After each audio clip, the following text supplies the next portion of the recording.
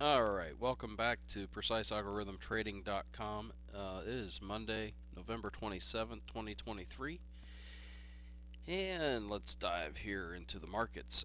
Let's go to our automated trading systems first. And I talked about this over the weekend. The Dow Futures automatic trading system that we have, we basically went through and tightened up some math, basically, is all we did. It's the same um, algorithm in most characteristics that we're using for the NQ strategy. And actually, now that I sit here and look at it, it's just about as good. I mean, it's about the same. We had a pullback here and a pullback here on the NQ. We're experiencing one now, and we had one here and we had one here. We actually technically had one back here, and we're experiencing a small one right now here. So, um, but at the end of the day, we want a rising equity curve. This is the results of trading, not the actual like it doesn't show buy and sell signals on a stock chart. So, anyways, this is what I'm going to employ going forward. It's better than the other one. This drawdown is less, this drawdown's less, and this drawdown is less, and that's kind of what I'm after. So today's trades, there are a few of them, and I am looking for this to probably trade a little bit more often, but it does only trade 3 contracts instead of 4. Um, that is net negative, but you can see the losses aren't very big, and I can't go back on this particular set of data, but the winners, when they are large, can be, a couple $1,000s. So that's the name of this game, is to have uh, smaller losses than and bigger winners, and actually fewer losses than winners overall. So here's our Russell chart and Russell um, trading, and that looks like a little bit of a drawdown maybe today. Yeah, one negative trade. This one trades less often, but when it does win, it wins pretty big. Um, there's a couple winners in there, and back on the chart here, this was literally like 2 winning trades for a total of $11,000, and you have those a couple times a year, and the rest of it's just really noise. And this is the Nasdaq, which I worked on a few, actually probably about a month ago now, and it is better than the old one. It's fewer trades, it's less drawdown, and overall it's a pretty healthy equity curve. So today, again, we had 1, 2, 3, 4 trades. If you look at all those, the overall is actually pretty good there. So, and I've had this question before. Part of the reason I trade 3 systems is for diversity. So diversification. So you can have, literally this one had um, almost all losers today, and this one had obviously more winners today, and those offset each other. And when they both win, they win big together, and when they both lose, they lose less. Is the idea together. So that's that. Let's go to the charts for the actual equities. So here's the S&P 500. We've been walking up here pretty much sideways for days now, and that really didn't change much today. The S&P was down a little bit today, 0.2%, which isn't really anything. I did want to call out something. Um, so if you follow, I've got indicators on here that all mean something to me, and I'm going to show you this. Remove that study. No, I'm not either. Uh, Edit and get rid of the trailing stop and get rid of the simple 30 higher time frame. and the EMA 15 and apply that.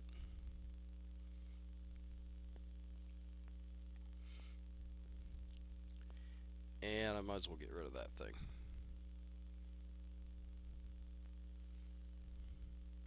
And then on this chart, I'm going to do the same thing. Get rid of the trailing stop. Get rid of the higher time frame simple 30, the EMA 15.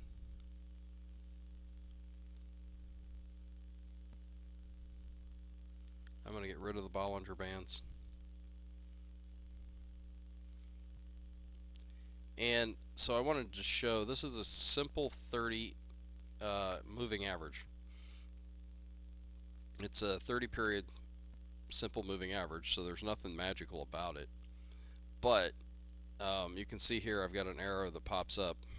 Hopefully you can see where I'm pointing there. When the price goes above the 30, and you might say, well, that's no big deal. A lot of people use the 50. A lot of people use a lot of different moving averages. Well, if this pops up above the 30, and this 30 goes from where it was falling to where it stops falling is really what it boils down to. I won't say starts rising, but stops falling. Then it turns green, and vice versa. So over here on the hourly chart, it literally is turning red because it's not rising anymore. So this is the first day that's happened on the SPX, and what you can literally do is, and I literally bought a put position today and an SPXU at the end of the market, and I can set a stop right up above here. So, if I lose, then I lose that much, which isn't much. And if I'm right, I'm actually going to protect a lot of long positions that are working. In fact, I'll show you one or two that have been working. Here's a nice ABT position that's been working. Now I wouldn't buy it here. In fact, I'm looking to get out, but there's no signal on the hourly to get out, and there's certainly no signal on the daily to get out. So hopefully that kind of gives you an idea about how this can work. Also, let's flip this back. Go down here, pop this up. This is the ABT position. It's up above the third average true range. It's been walking sideways with dojis lately, and that looks an awful lot like the SPX. So let's put the SPX back up here. It's been walking higher to sideways lately, and a series of dojis. And so the point being is, we are up here in the nosebleed area, and we need a pullback. The market needs to pull back just to be healthy. There's a gap right here that we could fill, and it would get us back inside the range of the 1 average true range. So that's really all I'm trying to get at, is like an SPY position here. Literally, I have a stop set for right above that candle, and if I'm wrong, then I won't lose much. And I don't have any target on for now. If I get into that, let's look at this on a 1 hour time frame. If I get a chance to if this actually goes lower, maybe this 452 area makes sense, but maybe it's even farther than that. We'll break this ATR stop. So, and again, back here on the SPY, it turned red. So that's how this game works, and you don't have to like it, because there's a very good chance I will lose on this position. It could get up here and stop me out, but I do have a few things in my favor to be able to, and I could have waited till we broke these pivots. By the way, these yellow dots are pivots, and I could have waited until we got a confirmation below those pivots, and then even have it come back up again to sell. But you never have perfect odds at winning at this. So it's a matter of basically dipping in when you know something could go your way and have a reason to do that. All right, I'm going to get off my soapbox and move on to the Dow, and we're going to look at that with a few of these indicators off, just like we're looking here. So this one's green. It's staying green for a bit. Here's the Russell. It's green and it hasn't gone as far, so it's actually got potentially more room to move after we get a nice pullback. Unless we're just going to move lower from here. There's the NASDAQ. And it turned red today too.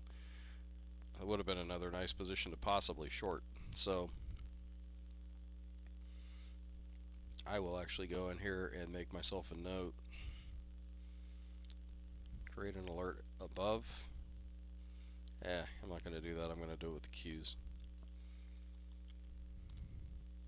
Don't you guys love me just doing my homework with you? Right above here. And right below here. And I may have already missed this just because these things tend to move overnight. But I actually do have a stop in place on my long Qs position that's been long for a while now underneath this pivot. That's why it shows up right there. So I could move that to that pivot, but I like to go 2 pivots back. So I may still move to that pivot just to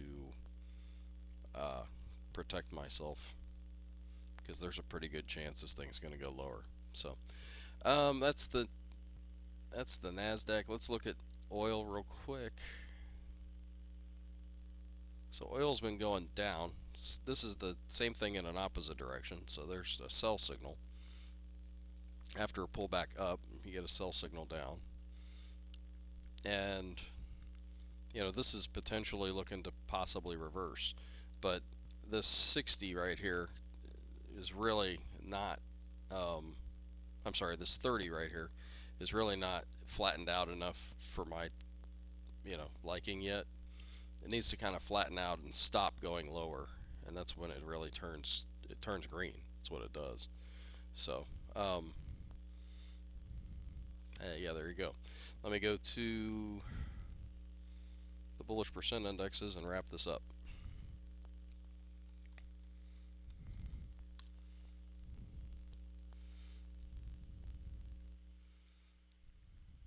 The industrials didn't move today. The NYA up 0.55%. The transports moved down 12.5%. They did that on Friday, I believe. The NASDAQ up 0.51%. The SPX up 0.32%. The OEX didn't move. And the NDX up 1.43%. So if you add all those together, they're all still fairly bullish, and the looks like the transports are the only ones that are really falling lately. So maybe that's our canary in the coal mine and we'll see it, but if not, this thing's going to just continue higher, like I prognosticated over the weekend.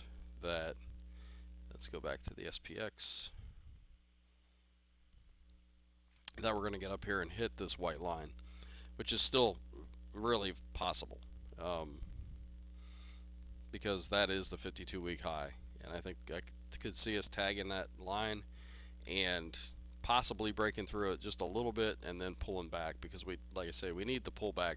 A bunch of people would jump on there and chase this market higher, while the big players in the market tank it and get it back to a place where they can buy in at a more reasonable price, and then they'll send it up beyond the 52-week high after all these people bail and get out of their positions and get gnashing of the teeth and all the things that go on with when you're wrong in the market.